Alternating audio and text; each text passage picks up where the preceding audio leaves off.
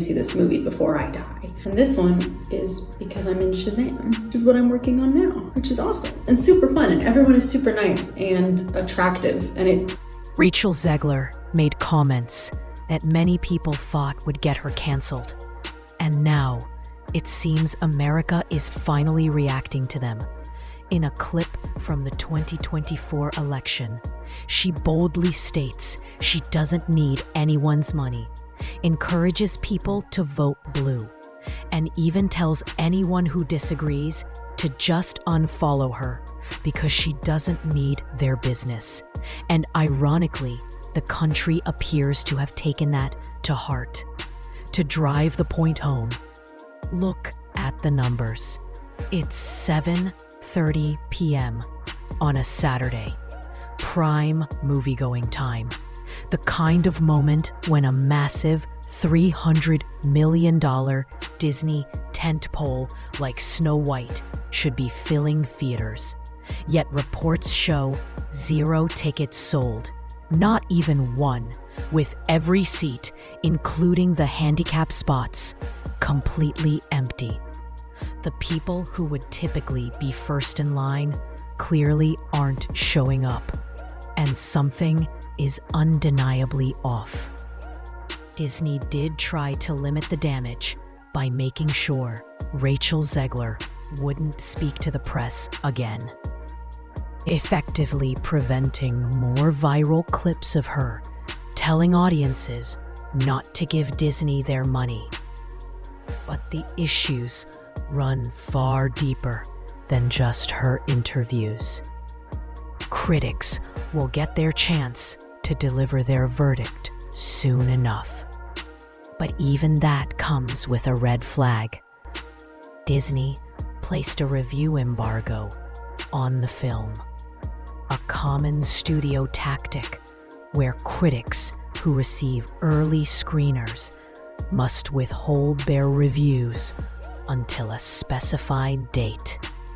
What's suspicious is that the Snow White embargo lifts only one day before release, meaning critics can only start posting their reviews right before the public sees it. Something studios never do when they have confidence in a movie. When a film is strong, like Top Gun Maverick, studios want critics hyping it early, sometimes weeks in advance, because strong word of mouth boosts ticket sales. A last-minute embargo usually signals trouble. And in this case, it says everything. When studios believe in a project, they lift embargoes far ahead of time to build momentum and excitement. But Snow White isn't getting that treatment. Instead, critics have already come in with brutal reactions. The tomato meter sits around the mid-40s, even with hand-picked critics, people who are typically giving special access, VIP screenings, swag bags, and sometimes even Disneyland freebies. Yet even they couldn't save it.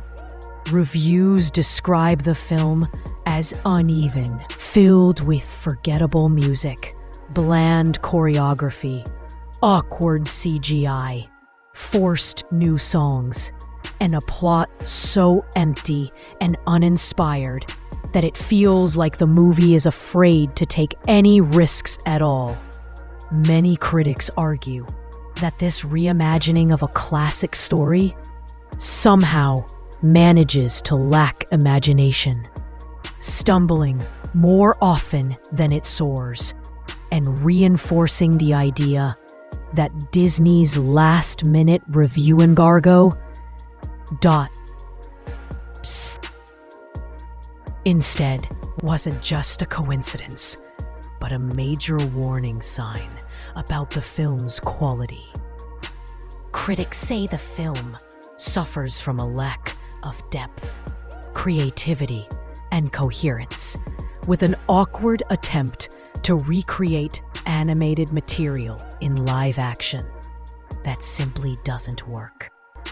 The constant warm, magic hour lighting is difficult to watch, and Disney's decision to cartoonize the dwarfs next to real human actors is described as distracting and problematic. Even top critics have commented on these issues, calling the movie a reflection of today's contradictory expectations, concluding that this Snow White is not the fairest of them all, just average.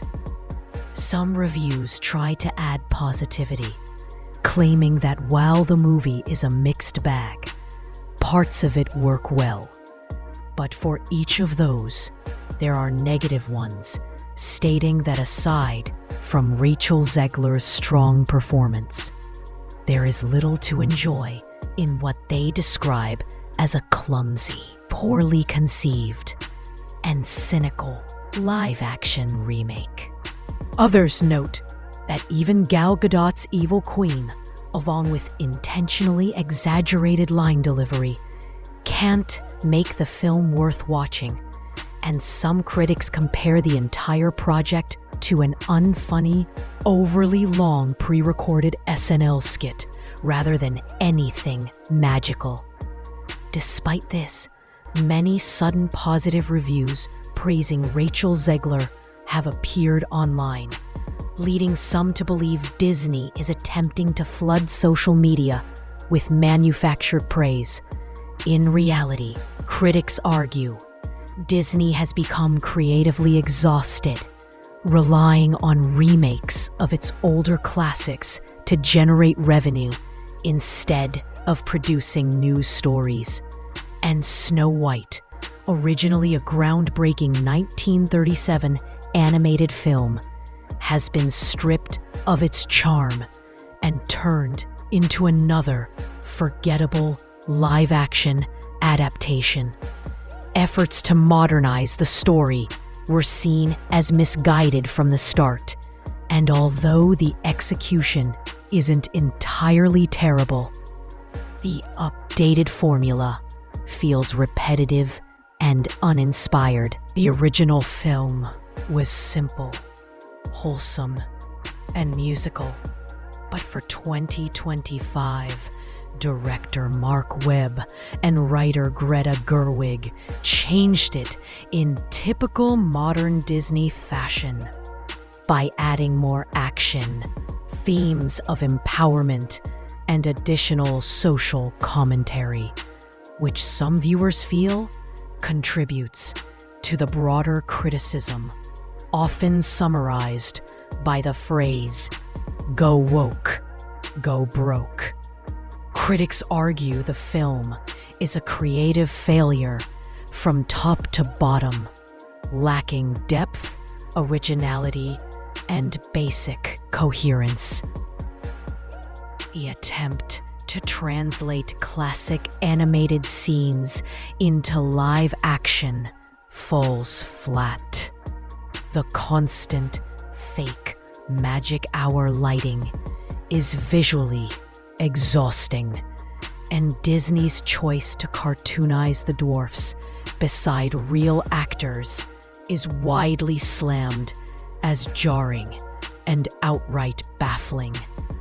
Even top reviewers point out that the movie reflects today's confused creative direction, concluding that this Snow White isn't the fairest of them all. It's barely fair at all, while calling it a mixed bag with some bright moments. The overwhelming response is negative, saying that aside from Rachel Zegler's solid performance, the film is a clumsy, poorly executed, and cynical remake. Gal Gadot's evil queen doesn't save it either. Her intentionally exaggerated delivery only adds to the awkwardness, and several critics compare the entire movie to a long, unfunny SNL skit rather than anything magical.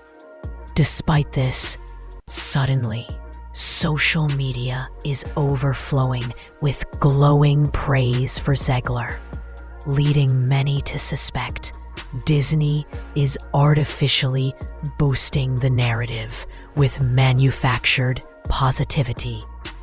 Meanwhile, critics say the real issue is Disney's creative burnout.